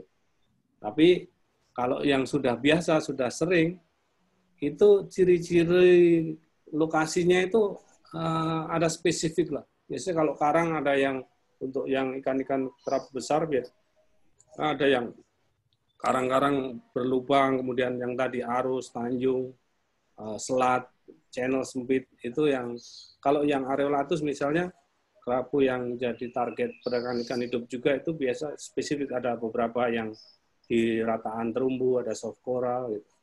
Kira-kira begitu. Tapi ini sekali lagi perlu pengalaman yang panjang, atau perlu, kalau tadi berkaitan dengan untuk training atau pelatihan, bagaimana untuk bisa jadi seorang pengamat ikan ini. Ini kalau basic, kalau dasar-dasarnya, saya pikir sebetulnya di kelas itu 4-5 hari mungkin bisa, tapi yang dasar, prinsip-prinsip dasarnya saya pikir. Kemudian untuk lanjutannya di lapangan, seperti tadi Mas Andreas sudah sampaikan dan Pak Noke juga, itu perlu waktu untuk bisa firm, untuk memastikan bahwa oh ini spesies ini dengan ukuran panjang berapa senti gitu. Ini perlu latihan yang terus-menerus. Tapi kalau dasarnya mungkin ini yang basic-basicnya, dasar-dasar untuk belajar identifikasi itu bisa kita lakukan dengan cepat. Kemudian bulan berapa puncak pemijahan? Nah, ini masing-masing spesifik setiap spesies saya pikir. Tapi secara umum untuk kerapu di Indonesia itu antara bulan Oktober, November, Desember di beberapa tempat itu diidentifikasi sebagai salah satu puncaknya. Kemudian ada yang bulan April, Mei, Juni, ada beberapa lokasi yang kerapu, beberapa spesies kerapu menggunakan ataupun diidentifikasi sebagai puncak pemijahan. Tapi kalau Oktober, November banyak spesies termasuk beberapa jenis kerapu yang fixnya di bulan tersebut. Gitu. Walaupun sekali lagi ini tergantung dari spesiesnya ya masing-masing. Metode apa yang dipakai riset pemijahan ikan? Ya seperti tadi sudah disampaikan secara sekilas untuk tujuan dari riset tadi. Saya kira sangat tergantung. Ketika kita mau lihat wilayah main tadi, home range tadi, lokasi mainnya mungkin dengan tagging cocok. Tapi kalau untuk pengelolaan kawasan konservasi, nah itu kita mungkin harus monitoring secara rutin, menghitung berapa ikan yang memijah di situ, berapa frekuensi panjang, masalah seperti itu. Tergantung tujuan dari riset tersebut secara spesifik. Kemudian kalau yang secara teknis tagging tadi di bagian mana itu ada berapa, ada yang manual tagging, ada yang pakai satelit.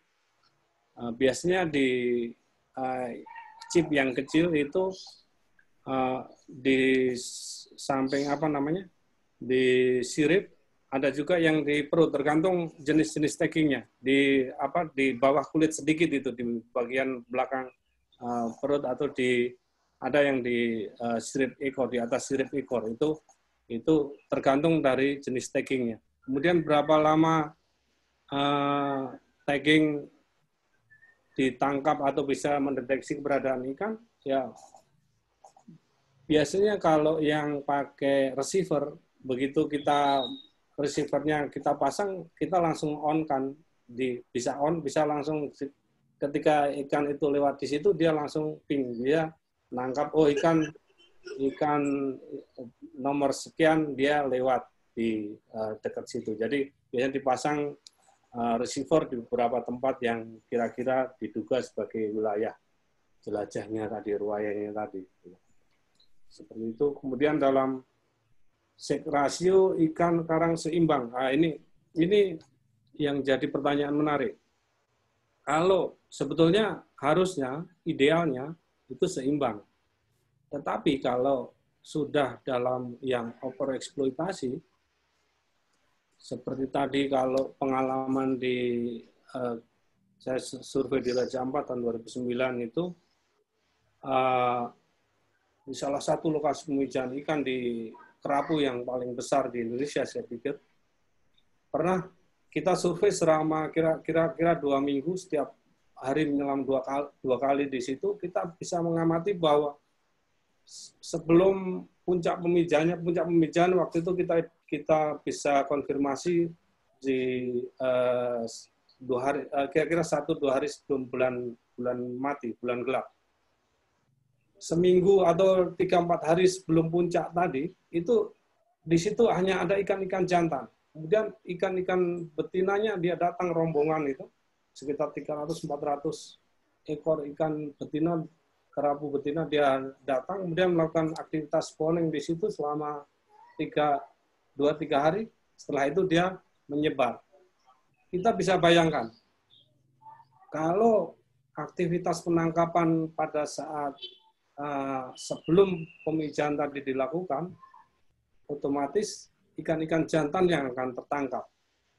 Ikan-ikan yang ukuran besar yang akan tertangkap. Sehingga ini yang menjadikan perbandingan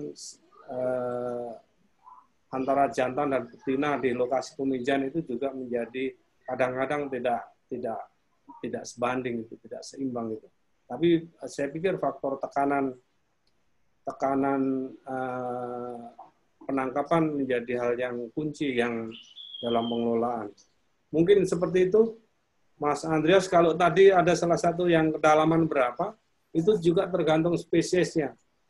Jadi kalau kerapu yang pernah atau biasa kita lakukan pengamatan dulu, kerapu macan, Fusco guttatus. Kemudian kita bandingannya dengan yang residen Areolatus. Kalau mainnya, kerapu macan biasanya lebih di bawah dulu. Lebih di kedalaman. Biasanya di 25-30 meter, dia akan aktivitas main di situ.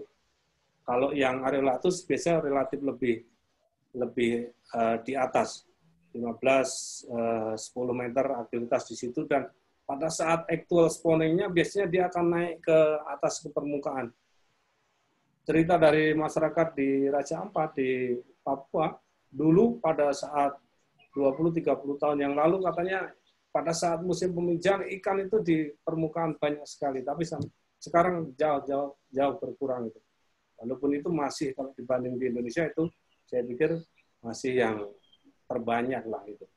Tapi itu tadi kedalaman tergantung spesiesnya, dan biasanya yang besar kerapu yang kita amati di beberapa tempat Fusco guttatus biasa lebih ke dalam, tapi pada saat actual spawning-nya biasanya dia akan lebih ke dangkal.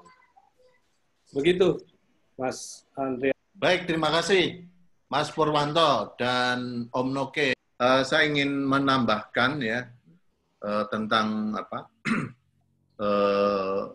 ikan memijah ini. Jadi perlu diketahui bahwa kebanyakan ikan mengalami atau berubah kelamin ya. Jadi seperti ikan kerapu, ikan Napoleon ya. Mereka akan memiliki jenis kelamin betina saat masih kecil atau masih muda, kemudian setelah pada mencapai ukuran tertentu akan berubah menjadi jantan. Berikutnya tadi seks rasio. Jadi ini penting sekali menentukan keberhasilan dari pemijahan ikan.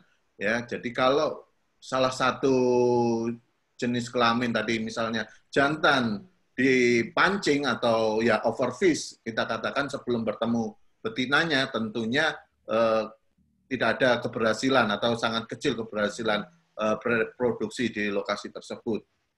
Dan tidak hanya pada saat itu, kedepannya akan sangat berkurang tanpa harus lokasi tersebut rusak gitu. Jadi banyak lokasi pemijahan ikan yang hilang fungsinya karena adanya overfishing.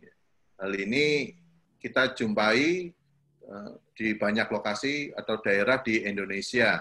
Kami sendiri juga seringkali mewawancarai nelayan, mereka menyatakan 5 tahun, 10 tahun sebelumnya mereka biasa bertemu ikan dalam keadaan bunting atau ada telurnya di satu lokasi. Namun ketika kita melakukan pengecekan atau kita survei bersama dengan nelayan-nelayan tersebut, sudah jauh berkurang atau hampir tidak ada pada waktu menurut mereka adalah musimnya. Seperti itu. Kemudian juga saya menambahkan satu lagi bahwa untuk tiap jenis itu ada perbedaan. Ada ikan-ikan yang memijah secara berkelompok. Ya. Contohnya ikan kakap. Ya. Jadi beberapa lokasi, baik di Indonesia maupun di luar perairan lain, itu ikan kakap ini merupakan jenis yang bergerombol, schooling yang sangat besar, melakukan spawning.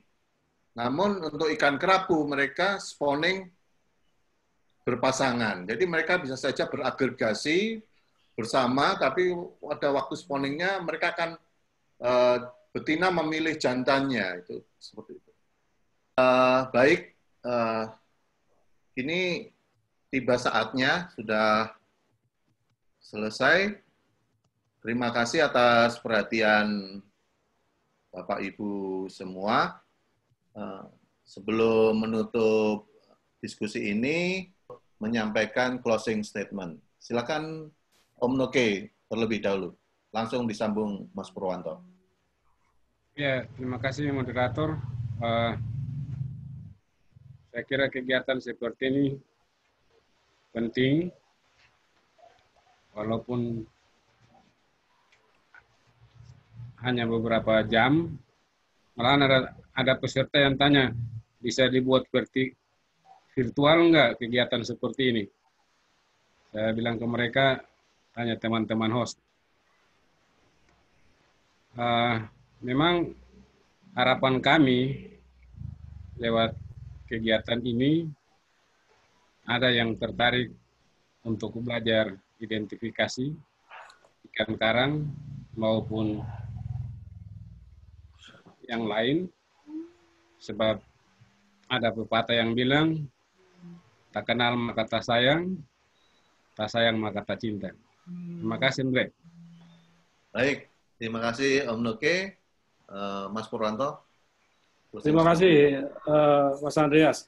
Jadi sekali lagi juga sangat senang sekali, ternyata banyak sekali peminat yang ingin belajar baik itu identifikasi ikan karang maupun melihat bagaimana lokasi pemijahan ikan karang itu di laut. Dan ini saya pikir saya dan mungkin beberapa teman yang menginisiasi diskusi webinar kali ini, saya pikir sangat senang ya, sangat penghargaan untuk teman-teman peserta semua, dan saya pikir ini langkah yang awal yang bagus untuk bagaimana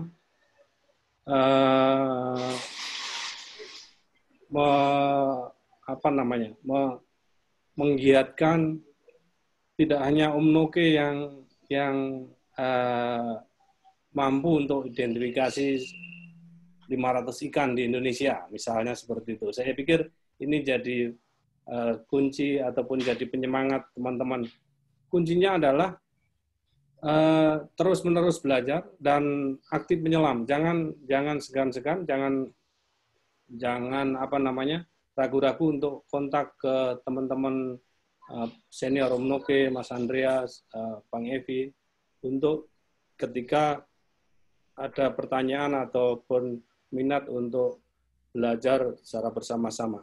Saya pikir itu, dan secara lebih detail saya pikir kita nanti akan coba diskusikan bagaimana menangkap minat dari banyak audiens, saya pikir mahasiswa yang cukup banyak dari peserta ini, dan ini juga menjadi tantangan ataupun menjadi penyemangat, karena di dalam lokasi pemijahan ikan masih banyak misteri ataupun masih banyak hal-hal yang kita perlu kaji lebih detail. Setiap lokasi, setiap tempat, setiap spesies ikan menjadi spesifik dan sangat menarik. Saya pikir itu, Mas Andreas. Sekali lagi terima kasih dan atas perhatian teman-teman semua.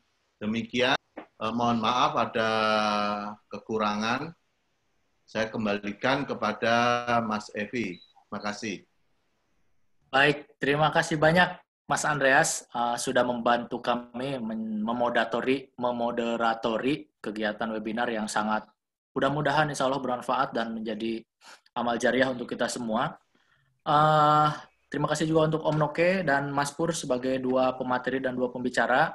Kami mohon maaf karena ada hampir 100 pertanyaan lebih yang masuk di fitur Q&A kita dan kami juga sadar, kami yakin banyak yang belum terjawab. Oleh karena itu nanti di akhir sesi sambil kita share link tentang materi dan ada beberapa permintaan dari peserta tentang soft file dari identifikasi buku, nanti kita akan share alamat email dari Om Noke dan Mas Pur. Jadi jika ada dari para peserta yang masih mempunyai pertanyaan yang masih penasaran atau mengganjal, silakan nanti kontak langsung ke Om Noke dan Mas Pur.